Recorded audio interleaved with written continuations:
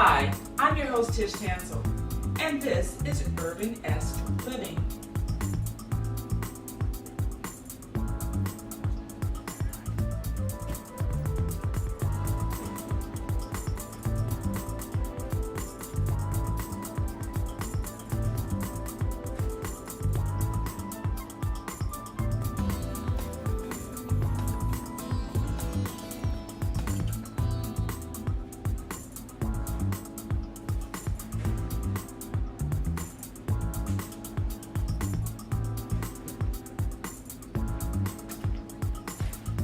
Hi, welcome to URBANesque Living. I'm your host, Chef Tish Tansil, and today I have a kitchen culinary safety tip for you. Have you ever gone to the farmer's market and you walked in and you find that they have this fabulous deal on chicken, and the chicken is already cut up, and all you have to do is take it home, divide it up, and get it ready to serve? And say you're a single woman like me and you just want to have maybe a chicken thigh or two here or there. You don't want to have all of that chicken at one time. The problem is you get home and you find that something happens to take you away from dividing that chicken up like it should be divided. So you just take that entire package of chicken that you just purchased and toss it into your freezer. And in turn you end up forgetting about it. So what happens is the chicken freezes in one big wad of chicken meats, such as this one. I forgot to separate my chicken when I got it home from the market. So now I have this big wad of chicken thighs. I'm not going to eat all this at one time. And so the optimum thing would have been for me to just separate them so that I could use them as I needed them. So now that I need to use them, I have to let them thaw. So I'm going to share with you some of the safe ways to thaw out your chicken so that you don't contaminate the chicken and contaminate the people who eat the chicken. The first method that I'm going to share with you is called the refrigeration method. And so the refrigeration method is you take your chicken from the freezer and you put it in the refrigerator and you're going to let it thaw.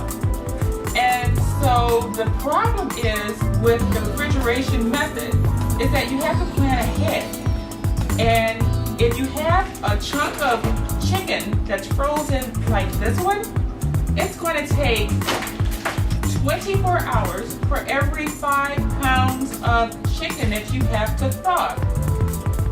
This is already on its second day, and as you can see, this has barely thawed. So this actually has about 2 to 3 more days of thawing before I can use this chicken.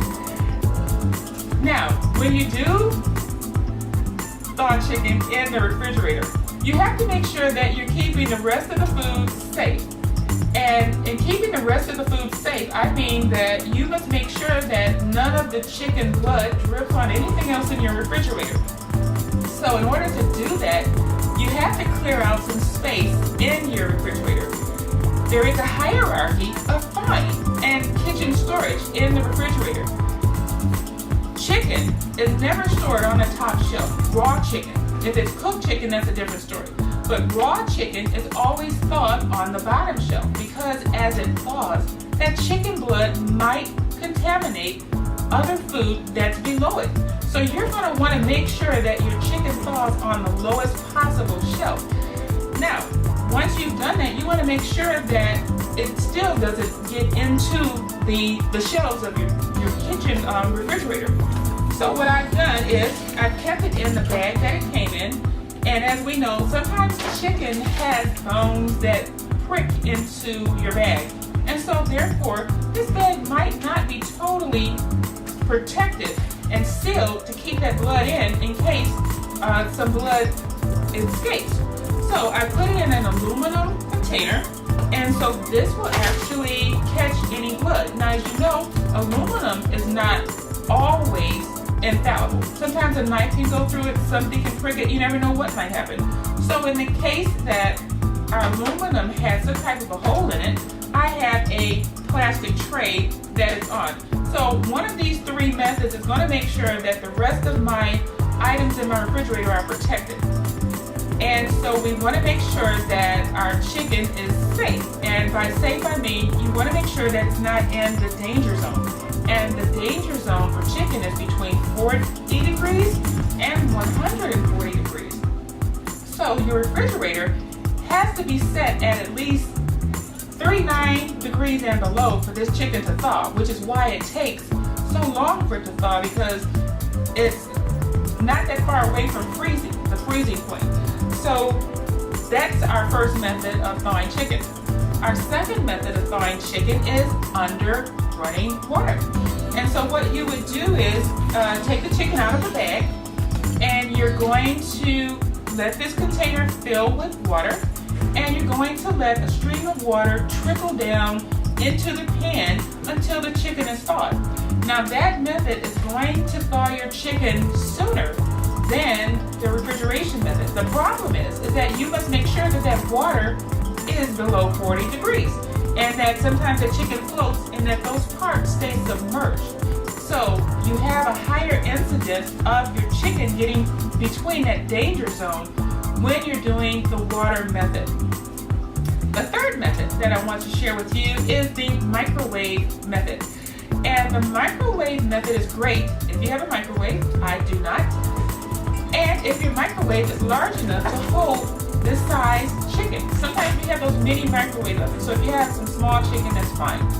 Now the problem with the microwave method is that when you use it, sometimes the chicken starts to cook on the outside, because the outer chicken is going to cook a little bit faster than that chicken that's all the way on the inside of this ice block. So you're going to have some chicken that's in the danger zone and some chicken that's still frozen. And unfortunately, that might all be on one piece of chicken. And so you're going to want to use that chicken almost immediately after you've thawed it. And that is going to be, you're going to put it on the grill, you're going to broil it, but somehow you're going to use it. You're not going to take that thawed chicken from the microwave and stick it back into your freezer, because that chicken has possibly been into that danger zone. Now, the final method that you can use to thaw out your chicken is to just cook it. And yes, you can just take this entire wad, put it in the pan, stick it in the oven, and start cooking it. And of course, that is going to melt the ice that is in the chicken's meat. Now, the problem that I have with that method is that you really aren't going to be able to flavor that chicken very well, because it has been full of water.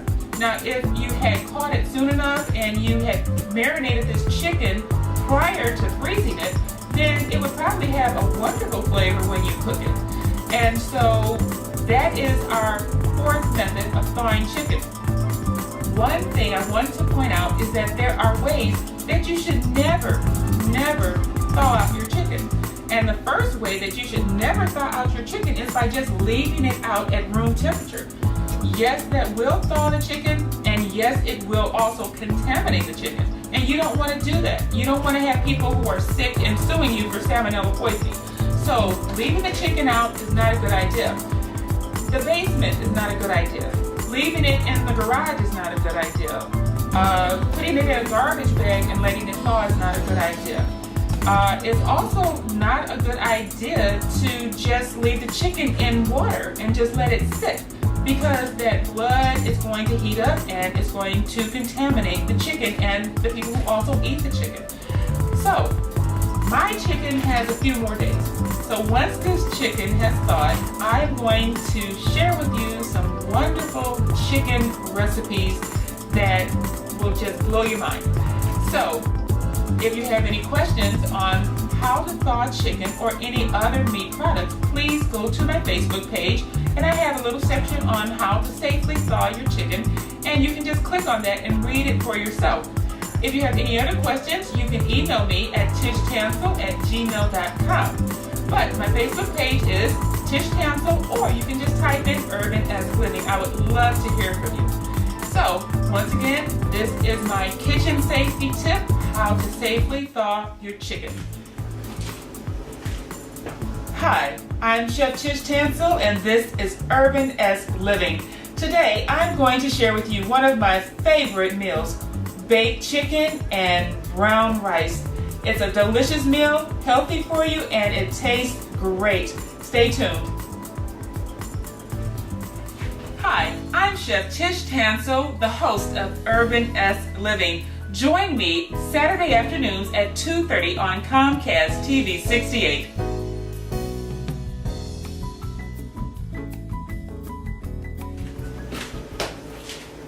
Hi, welcome to URBANesque Living, and today we're making baked chicken and rice. I love chicken and rice because I just love that baked in flavor that the chicken gets after roasting in the oven, and I love when it's cooked with the rice because the rice absorbs a lot of that chicken flavor. But the first thing that I do when I'm making chicken and rice is to first braise the chicken to bring out a little bit of the flavor in the chicken skin. So we're going to turn on our induction cooktop, and I'm using my cast iron pot today because you wouldn't believe the difference cooking in a cast iron pot, how it makes that chicken taste and the flavor just really come out. It just really brings out a lot of intense flavor. Okay, so the first thing we're going to do is heat up our pan because we want to make sure that it's hot when the chicken goes in. So I put that at about 320. So I'm going to add a little bit of olive oil.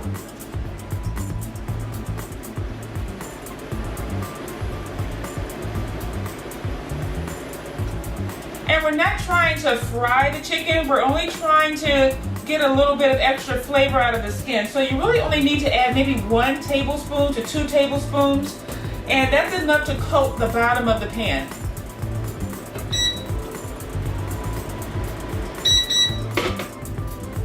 So we're going to let that heat up for a minute, and as you know, with the induction cooktops, it heats up your pot very quickly. So don't walk away thinking that you have some time before this really starts to get warm.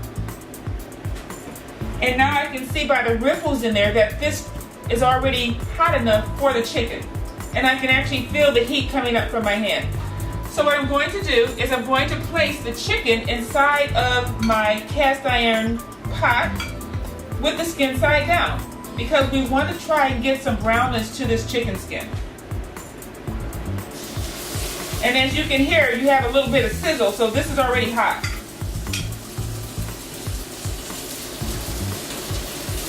Now I seasoned this with just a little salt, pepper, paprika, and some garlic.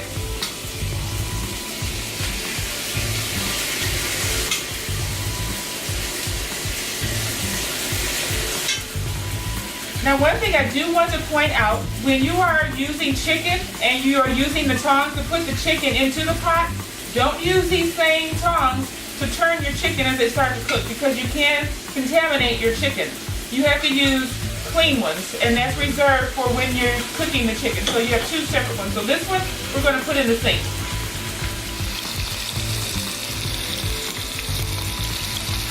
Now our chicken has cooked on one side, and we're not letting the chicken cook all the way through.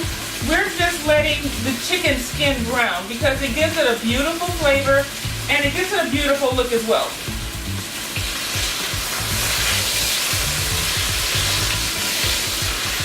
Okay, so I'm just going to let the chicken cook a little bit more on the other side as well to let that get brown also, because I don't really want a lot of raw skin showing when I'm baking the chicken, because once you bake it, you want to have a beautiful presentation, and that nice crispy golden skin is going to be very impressive and tasty looking. Okay, so now our chicken has a nice brown toasty look on both sides. So what I'm going to do next is I'm going to add 2 cups of coconut water, because I like to have my chicken with a nice rich flavor. You can use chicken broth, you can add plain water, but actually when you're cooking, plain water kind of dulls the taste. So if you have a chicken stock with this chicken and rice, it's going to add another level of flavor to it. Coconut water actually adds a nice creamy taste to your chicken. So what I'm going to do is add the first 2 cups of our coconut water. There's going to be 4 cups altogether, because that's how much we're going to need to cook the 1 cup of brown rice that I'm going to use. But what I want to do is to set this in the oven and let this start to cook and build up its own broth.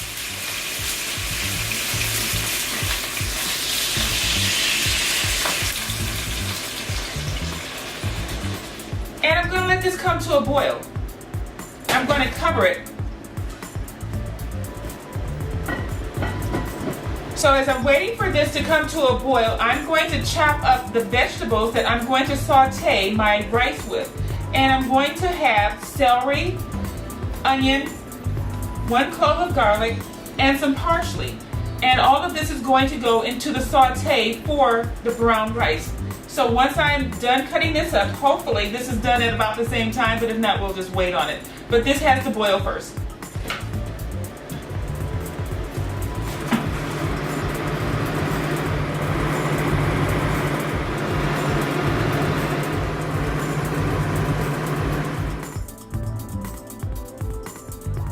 So now all of my vegetables are chopped up and they're ready for the next step. Now as you can see, the steam is coming out of our chicken and the chicken looks beautiful.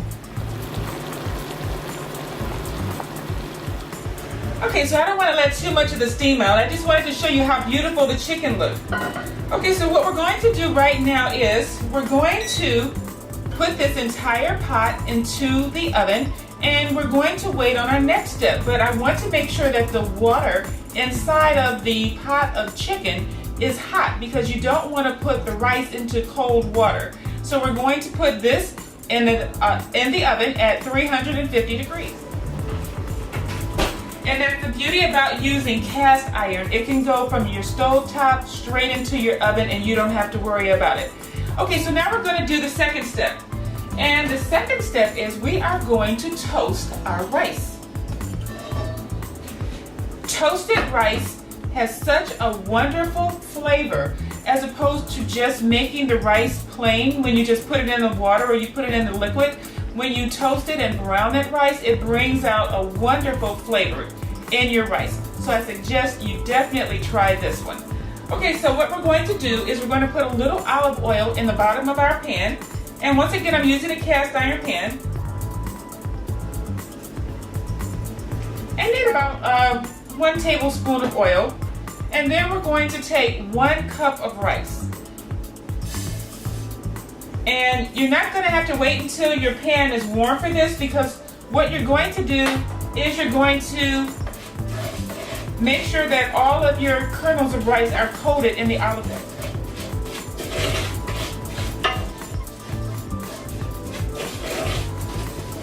And because this induction cooktop cooks so quickly, I'm not going to turn it on just yet because I want the rice to lightly brown. And I want to make sure all of it browns at the same time.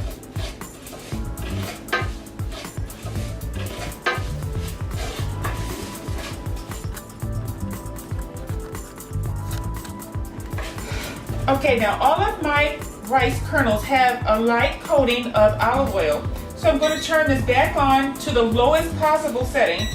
And the lowest setting, okay, so I'm just going to let this toast. And as it toasts, make sure you pay attention to it because the rice can burn. And you don't want burnt rice because when you burn those rice kernels, they do not cook. So you're going to have burnt rice kernels in your chicken and rice, and that's not pleasant because it's crunchy. And you really don't want your rice crunchy. You do want it firm, but you don't want it crunchy. Crunchy rice is not a good thing. Okay, so the rice is now starting to sizzle a little bit. So you want to make sure you keep this rice moving. Brown rice and white rice are 2 different things when you're cooking. So the same rules that apply to white rice don't necessarily apply to brown rice. You can do the same cooking technique using white rice, but white rice tends to cook in 20 minutes. Brown rice takes at least 45 minutes to cook.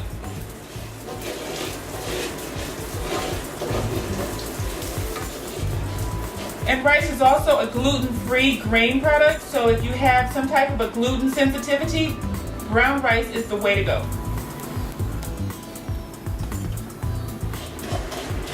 Okay, so now the bottom layer of our rice has started to get a nice, beautiful golden color.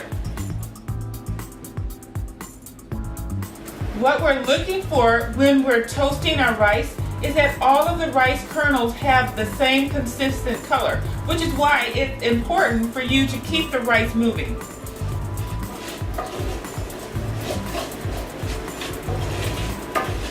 Okay, so now that my rice is toasted, what I'm going to do next is add my onion. I'm not going to add the garlic just yet because garlic cooks very quickly, and if it cooks too long, it has a bitter flavor to it. So we're going to let our onions cook until they start to caramelize. And caramelizing means they just start turning brown and the sugar starts to release.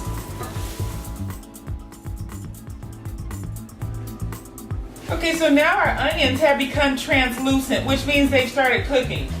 So I'm going to add my celery next. And I cut the celery up into small dices because I don't want big chunks of celery in my chicken and rice.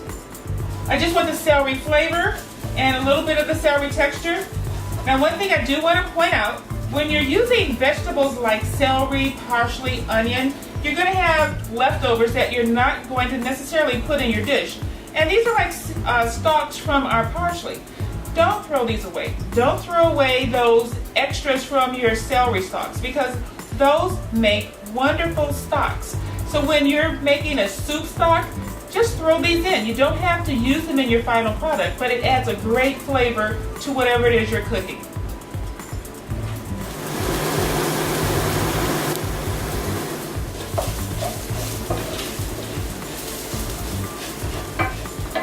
Okay, so this is cooking up wonderfully. Looks good, smells good. I know it's going to taste good. Like I said, this is one of my favorite recipes. I love baked chicken and brown rice.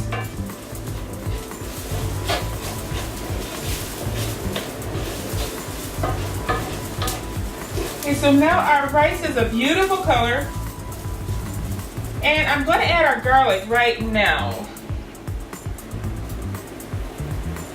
I want the garlic toasted, but I don't want it burnt.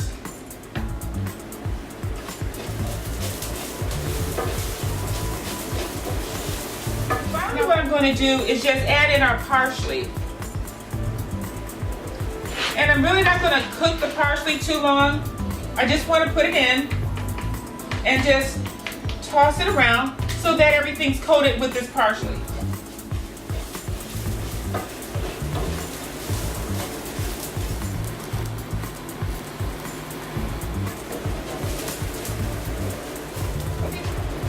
Okay, so now we have a wonderful smell. We have our rice that has sauteed to a beautiful golden brown.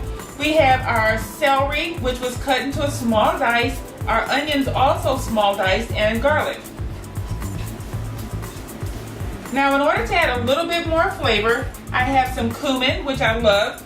And this actually is kind of a Middle Eastern dish because you're cooking it in your cast iron skillets and your cast iron pots. Cumin adds a wonderful flavor. So we're going to toast a little bit of the cumin in here as well.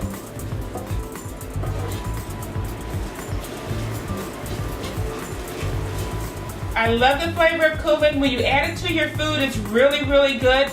But I found that when you put a little heat with it, it brings out a magnificent flavor in it.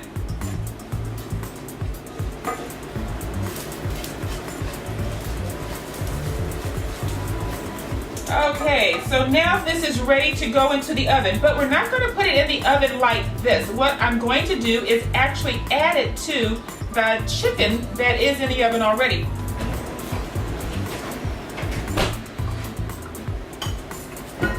Ooh, beautiful. Now, as you can see, this chicken is gorgeous.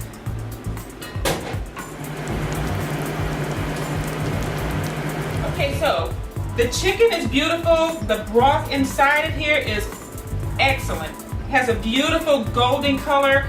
The chicken is just baking in all of this deliciousness. So what we're going to do now, because we want to keep this temperature up, we're going to take our rice from the pan and we're going to pour it into our pot with our chicken.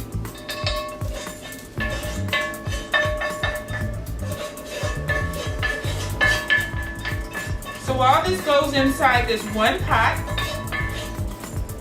and I'm just going to move it around a little bit because you want the rice underneath the chicken, not on top of the chicken, because that rice on top of the chicken is not going to cook right. Now we still have 2 additional cups of coconut water, but I'm not going to add those just yet because sometimes when chicken bakes in the oven, there's some additional liquid that kind of comes out of the chicken. So I want to make sure that our rice is perfect. And if you add too much liquid to the water at this point, the rice might come out very mushy. And we want our rice to come out where the kernels are separated, not stuck together like glue.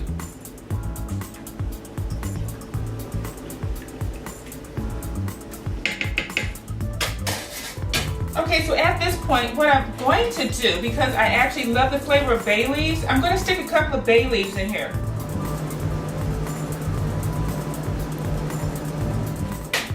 I'm going to take a little bit of our seasoning to make sure that our rice is nice and seasoned. That was a little salt.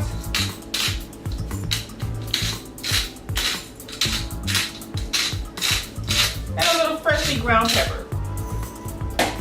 Okay, so we're going to cover this up and we're going to set this in the oven and let it finish cooking for about 40 minutes. And we're going to check on it to make sure that this rice is nice and perfect. Okay, now see, that's a beautiful look right now. So the only thing we need is for our rice to cook and our chicken to get done. Okay, so now we're going to put our cast iron pot with our chicken and our rice in and let the flavors just do their thing for the next 45 minutes. Okay, so when you get back, that chicken and rice should be perfect. Stay tuned. Okay, so it's been about an hour and our chicken and rice smells wonderful. Everything should be totally perfect and ready to eat. I'm going to take it out of the oven now and show you just how delicious this all looks. And this is our beautiful chicken and rice. I love chicken thighs. You can do this recipe with any part of the chicken that you prefer.